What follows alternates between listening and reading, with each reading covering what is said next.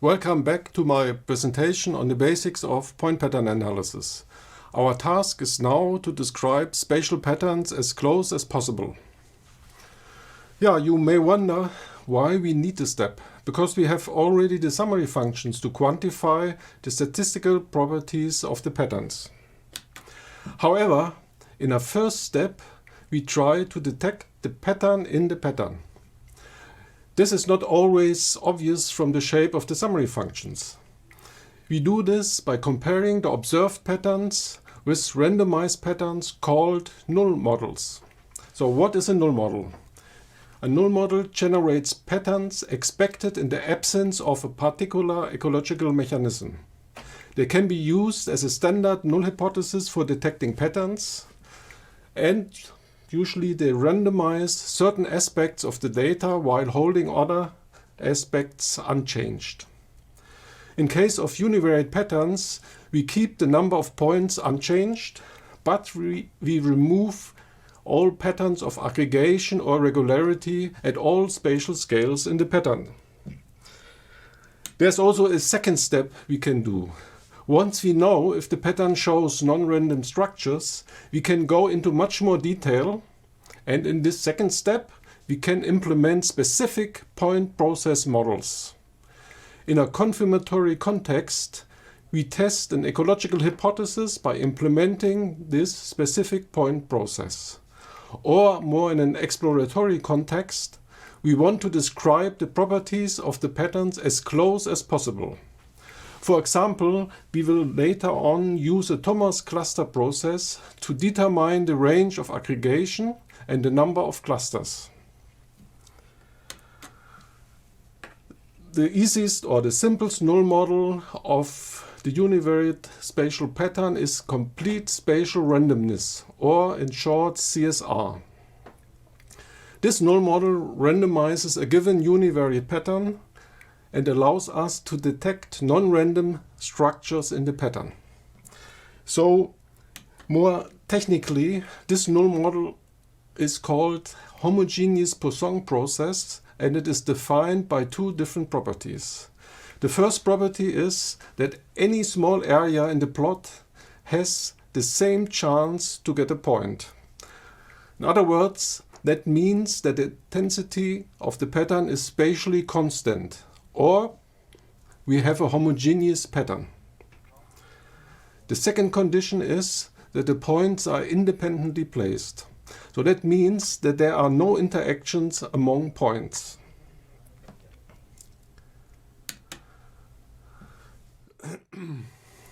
Yeah, so now here you can see the observed pattern, and we try to randomize it.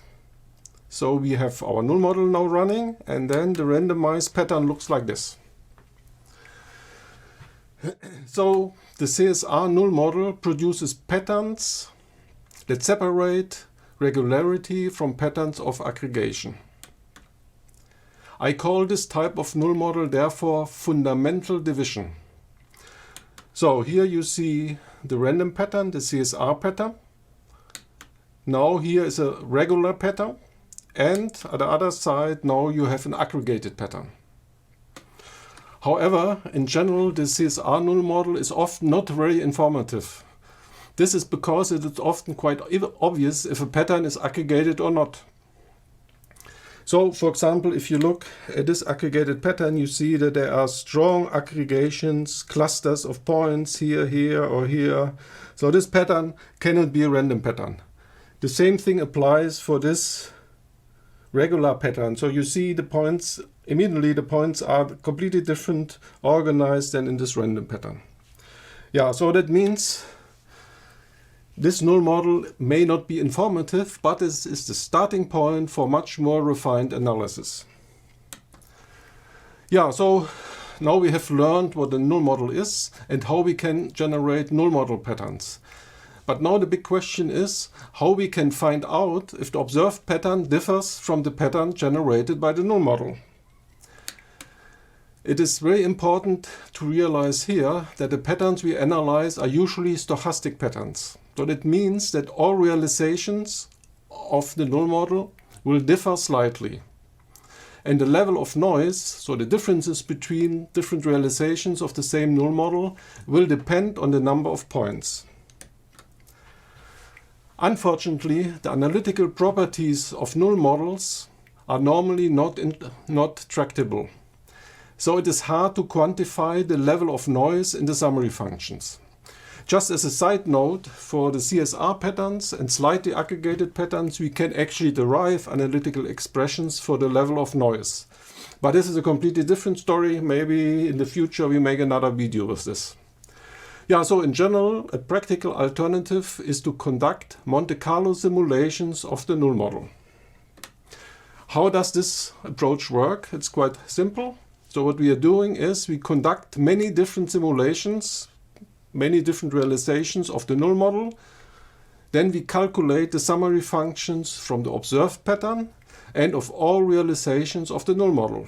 And then we have to compare the observed summary functions to the variability and the mean of the simulated summary functions. Yeah, so the task is to compare observed patterns with realizations of the null model. This can be done by using the concept of pointwise simulation envelopes. So what do this type of envelopes do? They encircle the typical range of the summary function at a given distance r under the null model. So then we can say that the observed pattern matches the null model if the summary function is within the simulation envelopes. So it means the summary function is within the typical range of the null model patterns. And I want to illustrate this now. So at the beginning we have now the summary function of the first null model pattern. Then we conduct another simulation of the null model. Now we have the second function. You see it differs slightly from the first one. The same is true now for the third pattern. And then we can have the fourth pattern and so on. And then we take the summary functions of all simulations of the null model and estimate for each distance bin a suitable quantile, for example the lowest or highest value or the fifth lowest and fifth highest value, and use these values as simulation envelopes. So clearly, if we use the fifth lowest and highest of 199 values, we allow that only 5% of all values will be above or below the simulation envelopes. That means we capture the typical range of the summary function under the null model. And this is the thing that we want to have. Yeah, now we are also interested to get a defined error rate, or sometimes called significance level alpha. So if you want to have a significance level of 5%, we need to use the fifth lowest and highest values of 199 simulations. So that means if we have 5 low, 5 high, we have 10. Then we have 1 observed and 199 simulations of the null model. And then you can calculate that 10 to 200 is just 5% error. Yeah, to get a pointwise significance level of 1%, we need to use the fifth lowest and highest values of 999 simulations. Finally, you may wonder why the envelopes are called pointwise envelopes. And this is because they have for each distance bin r individually the predefined significance level of alpha, for example 5%. Yeah, just remember here in this lecture our goal is to find out if and how the pattern departs from the null model.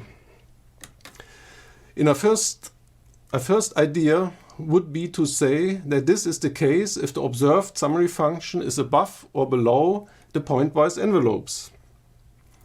But unfortunately, this is only true if we look at one distance bin, but does not hold if we look at all distance bins recorded in the summary function. The problem that happens is called simultaneous inference. So to explain this, just imagine a simulation envelope with a significance level of alpha by 5%. So if we now look at two distance bins together, we have two different test statistics which each have a 5% error rate. And in case that they are independent, we can calculate the probability for a type 1 error. So if you go to this slide, then this is the formula to calculate the error rate. And you see it's almost 10%, so it's not 5%, but 10%. So that means there is a problem. The result shows that the probability to reject null hypothesis, even if it is true, is much larger than 5%. And clearly, if we use now many different distance bins at the same time, for example 50, as usually used in Programmita, there's a quite high risk to reject the null model, even if it's true. And this is called type 1 error inflation. So it means that the pointwise envelopes are too narrow. For this reason, we need a more formal goodness of fit test to reject or accept the null model. Yeah, the task is now to find a solution of the problem of simultaneous inference. But we already know the solution. Maybe you remember why the simulation envelopes were called pointwise simulation envelopes. The solution is to use only one test statistic. As always, there are several possibilities for doing this. The first possibility is to use only one distance bin R, and this leads then to a pointwise test. But we don't like this idea too much, because with this pointwise test we may disregard lots of information on the different spatial scales, because this test is conducted only for one single scale. The second possibility is to use a global test. And in this global test, the test statistic is the maximum absolute value of the summary function over all distance intervals. However, this may be problematic for some summary functions, such as the percolation function, that typically show a funnel-shaped envelope. So this will be this case here. This is the funnel-shaped envelope, so that means the uncertainty is much higher here than here. So in this case, the largest departure will always be at small scales, and this introduces a bias in the statistical test. Yeah, so that means the variability in the summary function may differ with distance. And this means that we perhaps need first to transform the summary function before we apply the global test. Yeah, and the final alternative are goodness of fit tests that collapse the whole scale-dependent summary function over the predefined distance range into a single test statistic. One example for this is given in a paper by Losmore and Ford. Yeah. Here I will show the second option in a bit more detail, the use of a global test. First, a bit of theory. It has been observed that the simulations of the null model lead to typical distributions of the values of the summary function SR, I call it here, at a given distance band R. They follow a normal distribution, and here I show one example for them. So this is the distribution of the values of one summary function at one particular spatial scale when this is repeated many times. So that means we can use a student transformation to transform our original summary functions. And the student transformation basically subtracts the expected value under the null model and divides by the standard deviation. So this is shown here in this equation. So this is the observed value, this is the mean of all simulations of the null model, and this is the standard deviation of all simulations of the null model. Yeah, so now we have a look how this looks. Here you see the original summary function of the 5% pointwise simulation envelopes in red. Then we transform the summary function of the observed data and of the null model using the student transformation. And then we obtain basically constant pointwise envelopes. And they are shown now as a red line. The green lines here are the theoretically predicted values of the pointwise 5% simulation envelopes, and their value is exactly 1.96 and something more, as shown by the blue line.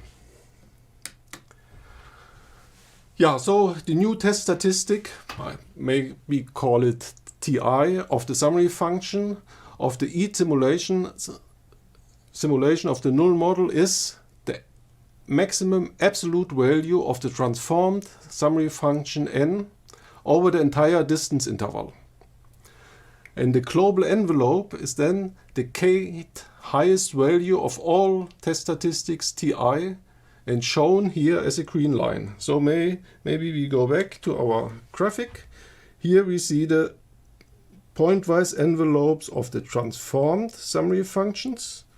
Here in the black one, this is the observed summary function. And the green ones are now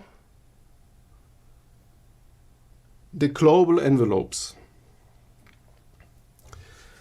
Yeah, so up to now we have global envelopes in the studentized space, and we can evaluate departures from the null model.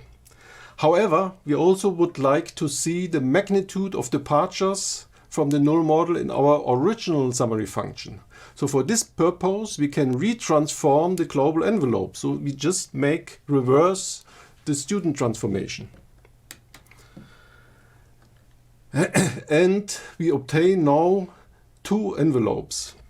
We get the pointwise envelopes in red and the global envelopes in green.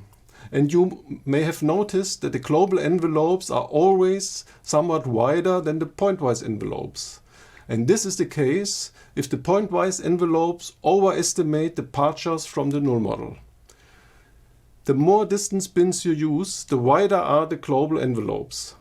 One should therefore decide before the analysis on a suitable distance interval to be tested. In the last couple of minutes, we learned how to use simulation envelopes of null models. In the next video, we will learn how to fit specific point process models to the observed patterns, to quantify its spatial structure in much more detail.